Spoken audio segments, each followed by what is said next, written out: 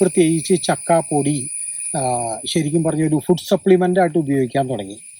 പ്രത്യേകിച്ച് ഡയബറ്റിക് ആയിട്ടുള്ള ആളുകൾക്ക് ഇത് തുടർച്ചയായിട്ട് ഒരു ഫുഡ് സപ്ലിമെൻ്റ് ആയിട്ട് കഴിച്ചാൽ രോഗത്തിന് ശമനം ഉണ്ടാകുമെന്ന് ശാസ്ത്രം തെളിയിച്ചു.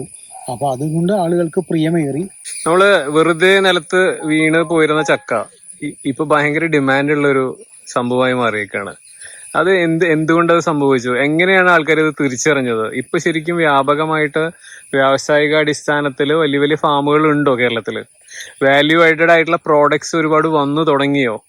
ഇതിലുള്ള ഒരു എക്സ്പെർട്ട് രീതിയിൽ എന്താ ചേട്ടൻ പറയാനുള്ളത്? തീർച്ചയായിട്ടും. കാരണം ഒരു കുറച്ച് വർഷങ്ങൾക്ക് മുമ്പ് വരെ കുറച്ചു പേരിൽ മാത്രം ഒതുങ്ങി നിന്ന, ഇഷ്ടം കൊണ്ട് കഴിച്ചിരുന്ന, അല്ലെങ്കിൽ ബാക്കി മുഴുവൻ പാഴായി പോയിരുന്ന, നാട്ടുമ്പുറങ്ങളിൽ മരത്തിൽ നിന്ന് വീണ് ചീഞ്ഞു പോയിരുന്ന ചക്ക ഇന്ന് വ്യാപകമായിട്ട് ആളുകൾ ഒരു ഭക്ഷ്യവസ്തുവാണ്, അതിൽ നിന്ന് വാല്യൂ അഡീഷൻ ചെയ്യാൻ പറ്റും എന്നുള്ളതിന് ആൾക്കാർ പഠിച്ചു. അതോടൊപ്പം തന്നെ കൃഷിയാക്കി കഴിഞ്ഞാൽ ഇതിൻ്റെ വിപണന സാധ്യത കണ്ടെത്തി. അതുപോലെ ഇതിൽ നിന്ന് ഉൽപ്പന്നങ്ങൾ ഉണ്ടാക്കിയാൽ, ഇപ്പോൾ നാട്ടുമ്പുറങ്ങളിലൊക്കെ കുറച്ച് ചിപ്സ് ഉണ്ടാക്കും, ചക്ക വരട്ടും, ധാരാളം വിശപ്പ് കയറ്റാനായിട്ട് കഴിക്കുന്നതിലുപരി ഇതിനപ്പുറം ഇതിനൊരു വ്യാവസായികമായിട്ടുള്ള മൂല്യം കണ്ടെത്തി, താല്പര്യം കണ്ടെത്തി ആളുകൾ ഇതിന് പല റബ്ബർ തോട്ടങ്ങൾ വെട്ടി പ്ലാവ് വയ്ക്കുന്നു.